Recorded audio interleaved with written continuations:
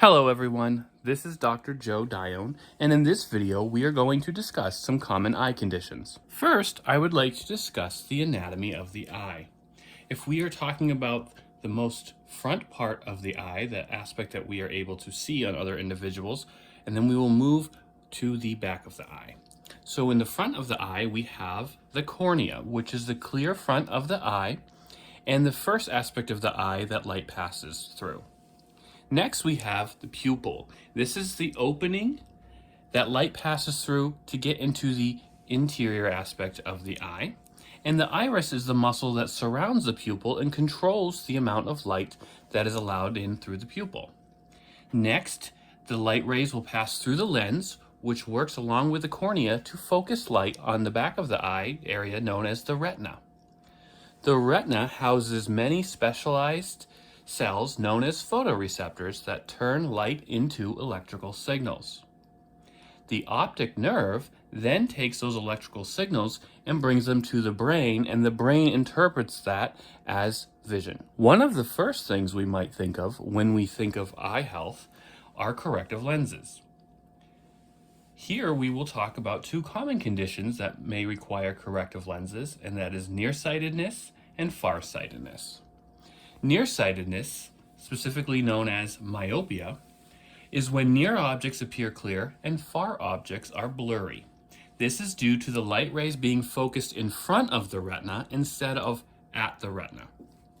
Corrective lenses will work to adjust the light rays to be focused on the retina. In farsightedness, also known as hyperopia, nearby objects appear blurry while distant objects are in focus. This is due to the light rays being focused at a point beyond the back of the eye. Corrective lenses will adjust the light rays to be focused on the retina. Next, we would like to discuss some common conditions of the eye. After the age of 40, our tear production tends to decline.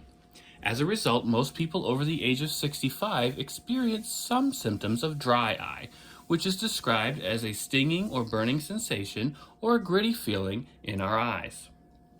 Over-the-counter eye drops can be helpful in treating this. However, you may also want to discuss this with your eye professional.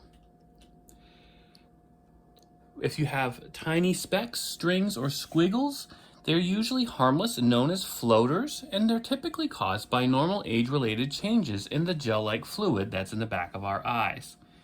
If floater changes are minor or gradual, there is typically less cause for concern. However, if you notice an increase in the number of floaters or a sudden onset, then you want to contact your eye doctor immediately. One of the leading causes of blindness in individuals over the age of 60 is glaucoma, and it typically results from fluid not draining properly from the eye, and that buildup of fluid creating pressure and damaging the optic nerve. Regular eye exams are critical since blindness can be prevented with early treatment. Another leading cause of vision loss is known as macular degeneration, and it affects more than 10 million Americans. This disease damages the center of the retina, which is responsible for the straight-ahead vision and most of our color vision. As the disease progresses, it can cause blurred or wavy vision and eventually central vision loss. There is no known cure, and this is why regular visits to your eye professional is very important. Cataracts are the result of proteins in the lens being broken down as we age, and then can cause blurred or cloudy vision. We are at higher risk if we are white, have diabetes, or spent lots of time in the sun over the years, or use certain medications such as corticosteroids. When it interferes with everyday activities, our eye doctors may recommend surgery, trading the clouded lens for an artificial one. A condition found in those with type 1 or type 2 diabetes is known as diabetic retinopathy. And this occurs when there is an excess glucose that damages the blood vessels of the retina. The damaged blood vessels can swell and leak blood and other fluids into the retina, causing cloudy vision, floaters, and blurriness. Over time, symptoms increase in severity, and you may experience dark spots or empty areas in your vision, or even vision loss. Maintaining diabetes and keeping it under control is an important way to preserve our sight. A condition that occurs when the retina separates from its support system at the back of the eye is known as a detached retina. As we get older, the gel-like centered fluid of the eye undergoes a change in texture and can shrink, and sometimes this leads to the retina becoming detached. There is no pain involved, but the longer the retinal detachment goes untreated, the greater the risk of permanent vision loss is.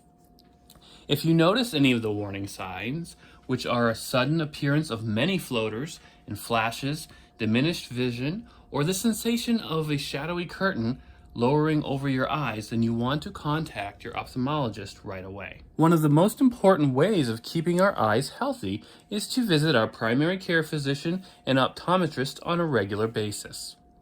If we ever notice any sudden changes in our vision, such as a loss of vision, spots, flashing lights, headaches and migraines that are not typical and may be of an increased nature, then we want to contact our respective doctors immediately and seek an evaluation. I hope you found this information helpful, and I wish you all a safe and healthy week.